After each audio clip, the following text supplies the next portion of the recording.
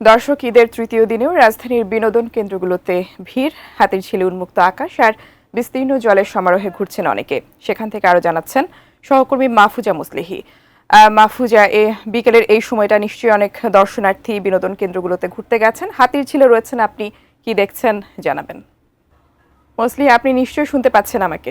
রাজধানীবাসী কেমন উদযাপন করছে ঈদ জানাবেন। কাল থেকেই আপনাদেরকে দেখিয়েছিলাম যে ঢাকার যারা মানুষ রয়েছেন, যারা বাড়িতে যাননি, তারা কিন্তু অনেকেই আসলে ঘর ছেড়ে ঘরের বাইরে বিনোদন কেন্দ্রগুলোতে ঘুরছেন এবং এবার কিন্তু প্রচুর দর্শনার্থী রয়েছে। তবে যেটি হয় যে অন্যান্য বছরগুলোতে কিছু কিছু ঝক্কি ঝামেলা থাকে, আইনশৃঙ্খলা যে বিষয়টি থাকে, নিরাপত্তার যে বিষয়টি থাকে, সেখানে কিন্তু কিছুটা হলেও বিঘ্ন ঘটে। কিন্তু এবারে আমি এমন কোনো অভিযোগ কিন্তু পাইনি।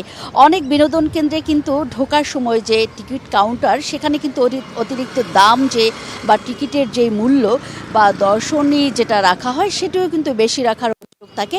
এবারে কিন্তু তেমনটি তবে এই মুহূর্তে আমি যে জায়গাটিতে আছি সেটি কিন্তু রাজধানীর একেবারেই খুবই চিরচেনা এবং সবার খুব প্রিয় একটি বিনোদন কেন্দ্র হাতিরঝিল।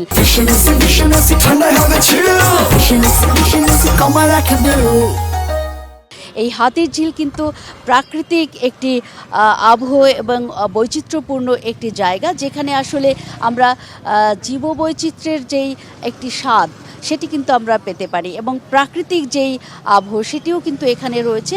সব মিলে এই মুহূর্তে কিন্তু গোধূলি লগ্ন চলছে। কিছুক্ষণ পরেই সন্ধ্যার যেই ঘণ্টাধ্বনি আমরা সেটা দেখব এবং আজান হবে।